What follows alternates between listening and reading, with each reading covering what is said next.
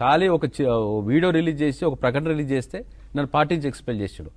అసలు నన్నే వద్దు అనుకున్నప్పుడు నా పార్టీ ఎందుకు అని అడుగుతున్నాయి ఆయనకి.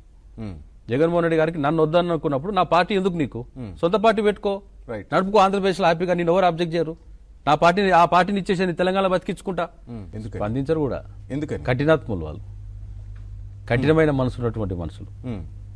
9.5 సంవత్సరాల పార్టీ కోసం కష్టపడిన వాళ్ళకి అక్కడ స్థానం లేదు. ఆర్థిక పరంగా ఉన్నవారికి అక్కడ స్థానం ఉంది. అదే నేను శివారెడ్డి అయితే నాకు మంచి ప్రాధాన్యత ఉంటుండే. లేకపోతే శివకుమార్ అయినందువల్ల వాల్యూ లేదంటారా? శివారెడ్డి అయితే నాకు అక్కడ నన్ను ఎక్స్ప్రెషన్ ఉండదు నాకు ఇక్కడ. అంటే మీరు చెప్తున్నట్టు వైఎస్ఆర్సీపీలో ఆ సామాజిక వర్గానికే పెద్దపీట వేస్తారంటారా?